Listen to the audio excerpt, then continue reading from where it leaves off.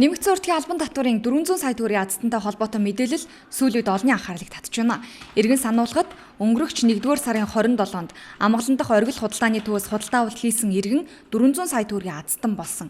Тэгвэл ЦИМ пил гэх иргэн 400 сая төгрөгийн азтан болж баримтаа бүртгүүлтэл намайг хуурамчаар бүрдүүлсэн гэж үзээд цагдаагаас 2.5 жилийн ял өгнө гэж байна хэмээн сүүлийн үед хэвлэл мэдээллийн хэрэгслэр гомдлого болсон.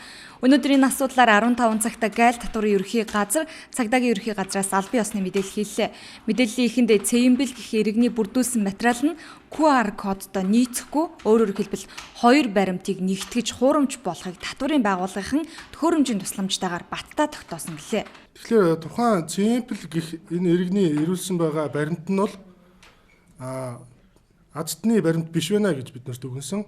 Яагаад вэ гэвэл тухайн баримтны QR кодыг одоо иргэдмэн сайн мэдж байгаа. Гар утасны аппликейшнгаараа дамжуулаад та баримтаа бүртгүүлж байгаа. Энэ бүртгүүлэх гээд ингээд энэ QR кодыг уншихад 100 төгрөгийн торгол байсан. Тэгэхээр юу гэсэн үг вэ гэхээр хоёр ийм өөр баримтыг нийлүүлээд нэг болгоод гайл татварын ерөнхий газар ингээд уламжилсан байна.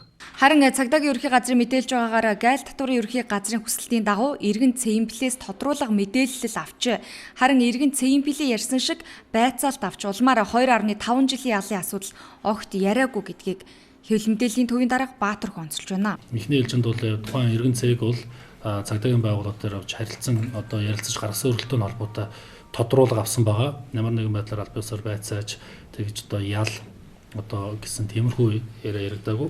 Тухайн иргэнтэй уулзах үед түүний өмгөөлөх шатар маань бол байлцсан байгаа. Энэ дээр бол ташаа мэдээлэл байна гэдгийг цагдаагийн байгууллагаас аль биесээр залруулж байна. За энэ тухайн нөөтийн баримттай холбоотой хуурамч энэ нь бол яг тухайн бодит биш гэдэг асуудал маань бол энэ бол нарийн одоо шинжилгээний хариу гарах ёстой. Одоо шинжээч төвийн шинжилгээний дүгнэлт гарна. Энэ асуудал дээр бол цагдаагийн байгууллага одоо эрүүг үүсгэн шалгахаар одоо ажиллаж байна.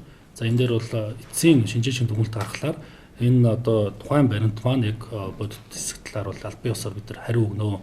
За энэ гайл татварын ерөнхий газраас бол тодорхой баримтуудыг гаргаж өгсөн. Энийг бол бас мөн материал тавсаргаад тодорхой одоо тэр сэжиг таамагуудыг бүгдийн шалгах ажлыг бол цагдаагийн байгууллага явуулж байна.